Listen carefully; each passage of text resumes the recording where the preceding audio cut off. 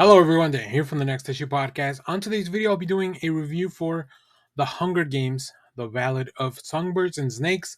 This is a new film from 2023, rated PG-13 with a runtime of 2 hours and 37 minutes.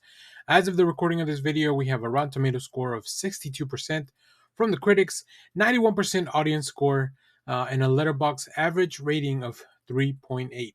Let me give you a quick synopsis for those that are new. Experience the story of the Hunger Games.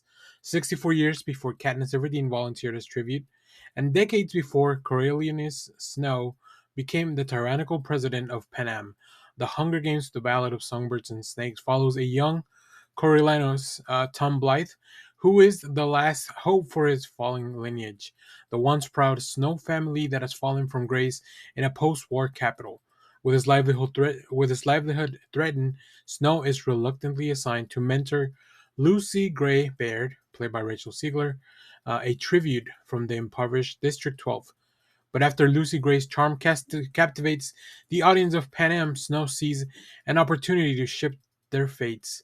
With everything he has worked on hanging in the balance, Snow unites with Lucy Gray to turn the odds in their favor.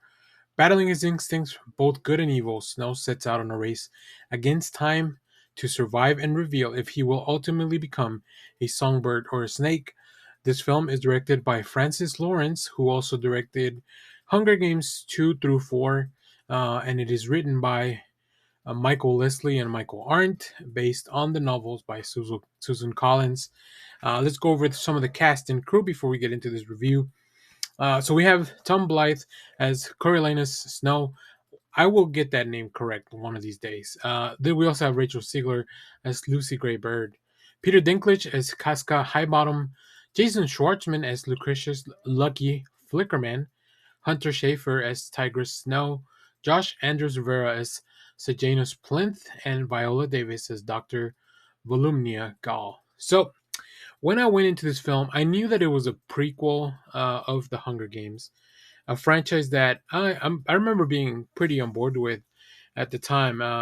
As a matter of fact, after I have now since also rewatched the first Hunger Games movie. Um, but I've never read the book. I didn't know really much about the book. I didn't know anything about going like I didn't realize what the timeline was gonna be with this. Because I wasn't very familiar with the ages of the characters, or I didn't even remember which Hunger Games we were at in the first movie, so I didn't know like how long had it been. But I think that's telling you the time frame is a really good context. Sometimes a lot of these prequel movies fall into the category of like, well, we're just gonna explain everything that happened before, but this film doesn't really do that. This film, it's its own story for like 90% of it, and I think that's very enjoyable. Um, it does, unfortunately, at the end, kind of, it doesn't fall apart. It just like the landing feels very much like now we have to wrap up everything because you already know what's gonna happen way in the future. And I think that's just something that comes along with prequel movies in practice, really. So I don't even fault this movie for that. Um, I will say this film looked a lot less high, like big scope, big world. I think they definitely use that to elaborate on how this is so much more like the technology that we see in the first movie, and then in the original movies. Everything is so different from 60 years before.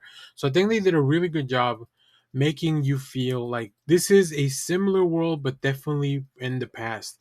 Um, let's talk about some of the performances. I thought Tom Blythe was a very easy character to follow along and kind of get on board. Now it is tough because the film does ask you to root for this character, even though you know kind of what he becomes at the end, right? Or at least where his path will end. If you are familiar with the franchise, we do have some people that, or some characters that we had never seen, like Rachel Ziegler as Lucy Gray. I think Lucy Gray is kind of a myth, kind of a legend in the original Hunger Games series. So it is really cool. I think Rachel Ziegler does a really good job. She definitely makes some very strong choices as far as the way she chooses to speak, like the dialect, or the not the dialect, but like the kind of accent or intonation that she uses to speak as a member of District 12. I think they definitely want to demonstrate how she is an outsider, and even in the district, she talks about being from like this traveling band or this group that's kind of like a traveling group that has now been folded into District 12 for whatever reasons. So I think they made some strong choices. Some people may like that, some people may not. I quite enjoy that, and I think there will definitely be comparisons to Katniss because they are in a very similar role. Peter Dinklage, I I wanted more from his performance. He really has. It's kind of a very one note character, and that may just be like that's the way the character is from the book. I think one of the standouts to me was Jason Schwartzman because um, you will the name Flickerman will probably sound familiar. Now I looked online. I don't know that we have a definite lineage or whatever the case may be to the other character from the main series. But he does a great job. He definitely is a showman. He's kind of the host of these Hunger Games. Now these Hunger Games are still early on in their infancy, so even the scope of them are a lot smaller. Um, but it still has all the same messages. How this is really propaganda for everything. Um, I really enjoyed Hunter Schafer's performance, although she wasn't a big part of the film as well. She feels like she really wanted to be the moral compass for Snow. Like we know that maybe there's good in him, and Tigress, I believe they're cousins. She was kind of there to show us that. We also have Josh Andres Rivera's Janus Plinth, who is a person that wants to change things. I think he does a great job with his performance. He has a really full arc throughout the film, I think his relationship with Snow, they are very much intertwined in this film, almost as much as Snow and Lucy Gray are, which I think is really cool. Like this film really is all about the relationships between those characters, and then Viola Davis, of course, she's excellent. Once again, very strong choices with the characters, and I feel like she's the character that is closest to how exaggerated some of the other characters are in the original films.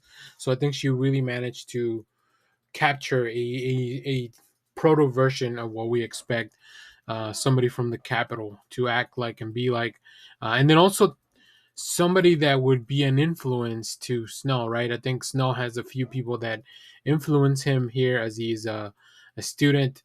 Um, but yeah, I think the story was very interesting. I I will say this film is kind of broken up into chapters, which really help with the pacing. It also really kind of makes you reminiscent of like, oh, I'm checking out a book. And for the most part, the first two chapters are very exciting. There's a lot of build up, there's a lot of anticipation. Um, to me, and this is might be a hot take, I'm not sure.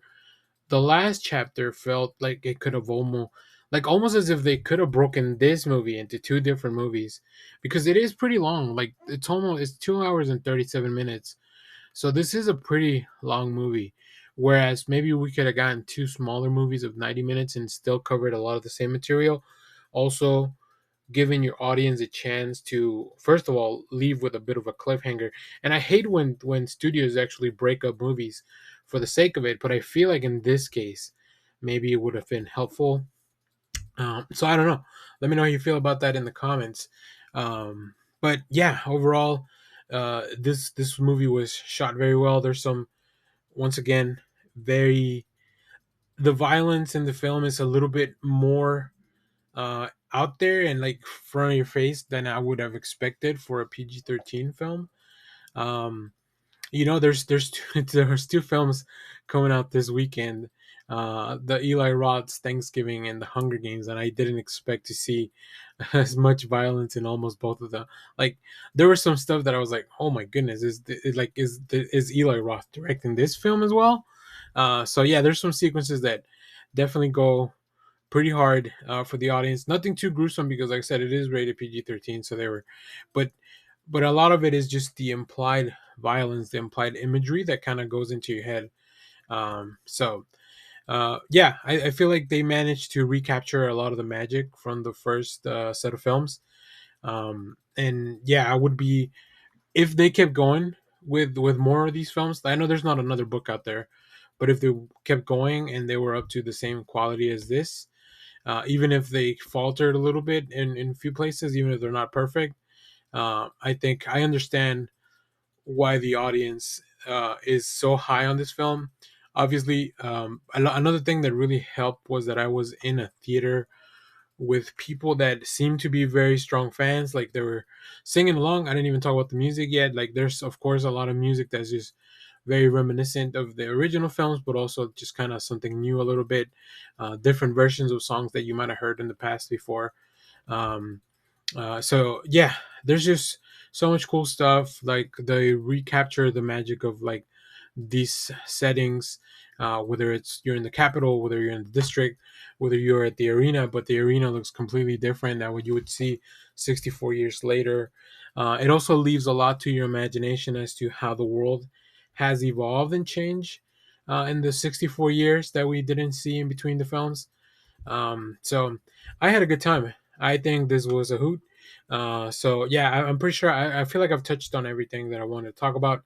So I'm gonna throw it back to you. If you have seen this film, let me know what you thought about it down in the comments.